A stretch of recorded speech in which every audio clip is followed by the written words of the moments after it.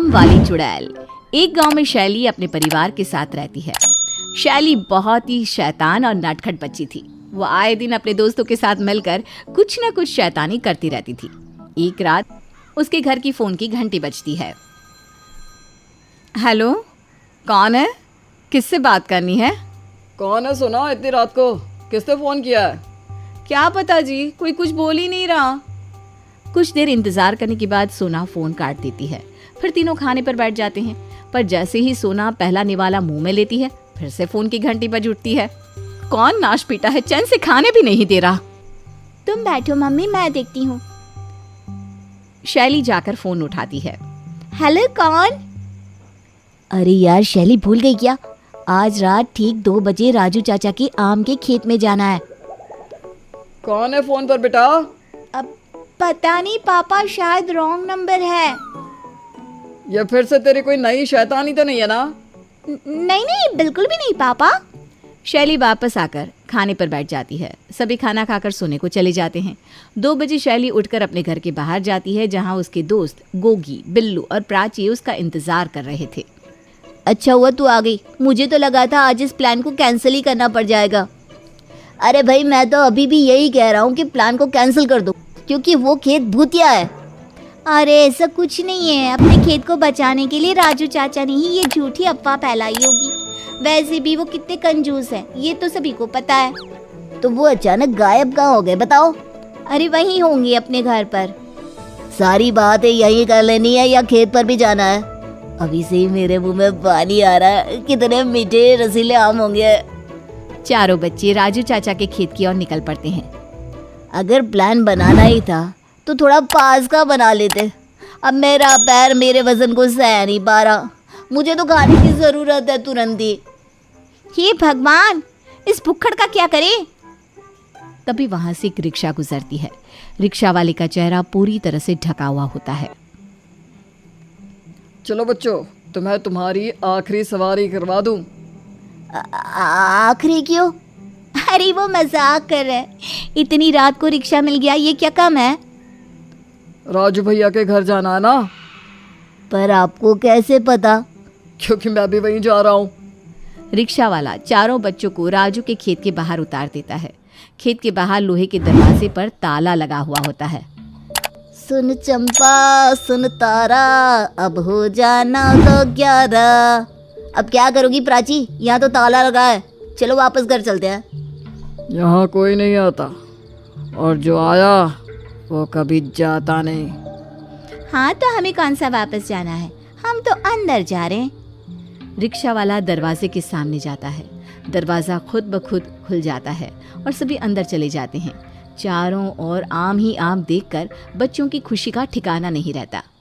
कितने वर्षों की प्यास आज बुझेगी। हाय, आज का प्लान सफल रहा। राजू के खेत में अलग अलग तरह के आमों के पेड़ थे। कोई आम सोने सा चमक रहा था तो कोई गुलाबी रंग का था। अच्छा हुआ मैं आज आ गया, तुम लोग ठीक कहते हो, इस खेत पे तो जादू है जादू। ये सारे आम मेरे हुए। ये कहकर बिल्लू भागकर एक आम तोड़ने ही जाता है कि एक हाथ उसके हाथ को पकड़ लेता है। ये मेरे आम है, मेरे सिवा इसे कोई नहीं खा सकता। चुड़ैल, ये मेरे साथ ही होना था क्या? ये काम भी नहीं खा सका मैं। खा भी नहीं सकोगे, क्योंकि ये मेरा खेत है, मेरा। चुड़ैल को देखकर सभी बच्चे डर जाते हैं और इधर उधर भागने लग जाते हैं। पर वो जहाँ भी जाते उनके चारों तरफ आम के पेड़ उग जाते और उनके जाने के रास्ते को रोक देते। अब यहाँ से भागा भी नहीं जा सकता, तुम हमें छोड़ दो, हम तो बस यहाँ आम खाने आए थे। ये खेत तो राजू चाचा का था ना, अगर हमें पता होता कि तुम यहाँ की मालकिन हो तो हम यहाँ कभी नहीं आते। राजू चाचा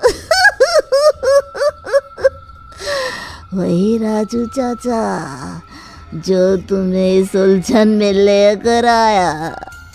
चुड़ैल ये कहती है कि वो रिक्शा वाला अपने चेहरे से पर्दा हटाता है। राजू चाचा आप? हाँ, ये तब की बात है जब मैं इस खेत का मालिक हुआ करता था और किसी को इस खेत में आने नहीं देता था। फिर एक दिन रिंकी नाम की एक लड़की खेत की दीवार फांद कर मेरे खेत में घुसकर मेरे आम चुरा कर खाने लगी। जब मैंने उसे ऐसा करते हुए देखा तो मुझे बहुत गुस्सा आया और गुस्से में मैंने उसके दोनों हाथ काट दिए। खून बहने से वो लड़की मर गई और चुड़ैल बन गई। चुड़ैल बनते ही रिंकी ने इस खेत पर अपना कब्जा कर लिया और मुझे बंदी बना लिया। और मुझसे बचने के लिए इस राजू ने मुझे तुम लोगों को भेंट पे दे दिया है ताकि मैं उसे जाने दूँ, तुम चारों को अपना सेवक बना लूँ। पर अब मेरे खेत और फैल गए हैं तो मुझे 5 नौकरों की जरूरत पड़ेगी राजू। बच्चे अब बुरी तरह फंस गए थे। अब उन्हें बाहर जाने का कोई रास्ता नहीं दिख रहा था। मैं पेड़ पर आराम करने जा रही हूँ, चलो तुम लोग मेरे खेत की साफ सफाई करो। ये कहकर चुड़ैल सोने चली जाती है। काम कर कर के सभी बच्चे थक जाते हैं। या तो 1 मिनट में 10 घंटों के बराबर लग रहा है, अब मैं क्या करूं? भूख से तड़पता गोगी अपने दिमाग को चलाता है और चुड़ैल के पेड़ के नीचे जाकर कहता है, पता है शैली, यहाँ के आमों में वो दम नहीं जो मेरे आम के खेत में है। ये सुनकर चुड़ैल पेड़ से नीचे उतर कर आती है। कैसे आम है तुम्हारे पास गोगी? वो तो मेरा पेट देखकर ही तुम्हें समझ जाना चाहिए था, पर छोड़ो उस बात को।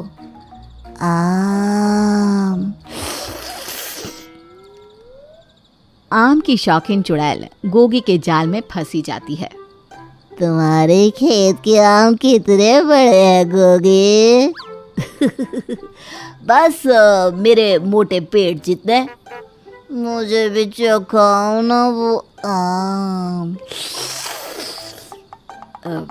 ठीक है, पर उसके लिए मुझे बाहर जाकर उस आम को यहाँ लाना होगा, पर अकेले उसे लाना तो संभव नहीं है। 4 लोगों की ज़रूरत तो पड़ेगी। ठीक है, पर राजू यहीं रहेगा, तुम लोग जाओ और आम लेकर आओ। बस इतनी सी देर थी कि चारों बच्चे वहाँ से रफू चक्कर हो जाते हैं और उसके बाद खेत में जाने की कभी हिम्मत नहीं करते।